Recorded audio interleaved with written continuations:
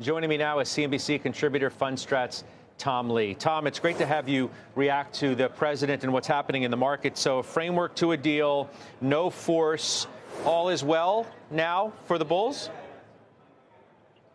Scott, I think so. You know, I'd say on Monday morning before the open, I think investors were very concerned about Greenland and what's happened in Japan. And they thought of 2025 when it took 8 weeks for stocks to find their low, down 20%. So I think there was a lot of fear. So today's news really does do a lot to diffuse a lot of that anxiety. And I think it's wise to buy that dip. Yeah, I mean, as part of this, of course, the president also saying no tariffs on Europe on February 1st. And that's what really upset the market. Are you still looking, though, Tom, as positive as you might sound for a bear market sometime around mid-year? That's right, Scott. I think we have been pretty clear that we think that there is going to be a mid-year pickup. It could be around policy or it could be around the new Fed being challenged.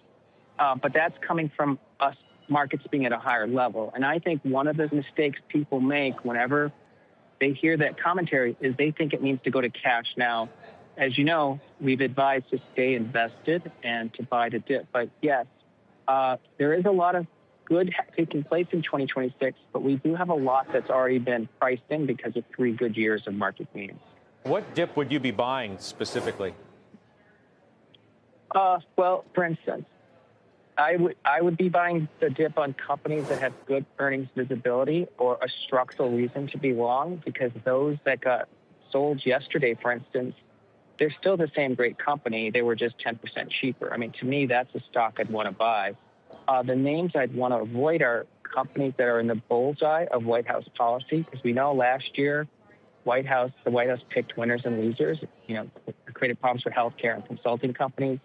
This year it's credit card issuers, institutional buyers of single-family homes, and it's some countries too. So I think that's the stocks to avoid. But I think fundamentally strong names, you still want to buy the dip. I mean, it's complicated though. You say that you don't know who's in the so-called bullseye next. That's one of the problems. 100%. You're right, because if the White House decides that there's a company or a series of companies that are creating problems for Americans right now, whether it's credit card bills or electricity bills, there could be action. As you know, one of the potential, quote, risks is data centers and their consumption of electricity. So that is something to watch. I mean, you're gonna say, don't buy the home builders, because what if the home builders, he doesn't like home builders building homes and charging the prices they're charging? I'm just saying it's a slippery slope to start going down, where, in your words, you have an administration picking winners and losers. It certainly complicates the picture a bit, doesn't it? It does, Scott. I mean, every administration picks winners and losers. Tom Block, our policy strategist, has pointed out that's what Washington's habit is, that they tend to pick winners and losers. But we do have a White House that is quite ambitious. They've accomplished a lot, but they're trying to accomplish a lot. So you're right, that's the risk. And perhaps one of these is enough of a tipping point to cause a broader pullback in markets. I mean, that's another possibility for why we'd have a drawdown that feels like a bear market. But you still feel as though whatever upset we see or feel is going to be reversed and we end up having a pretty strong year? Yes. In 2025, that 20% decline did not lead to a recession. And as we pointed out, that since 1950, waterfall declines that are not followed by a recession, and particularly a VIX hitting 60, have been symmetric recoveries. So I think if we have a, 6-week drawdown, investors shouldn't sell, because unless they're great at timing, we can recover all of that loss within 6 weeks. And we are expecting a really strong finish for the year. So Tom, I think it's just...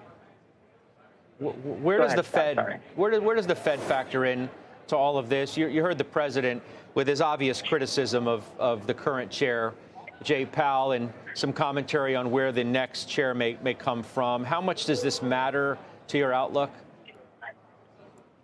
It's important, Scott. The Federal Reserve is the single most important entity in the world, and its independence is incredibly important because markets respect the Fed and they actually fear the Fed.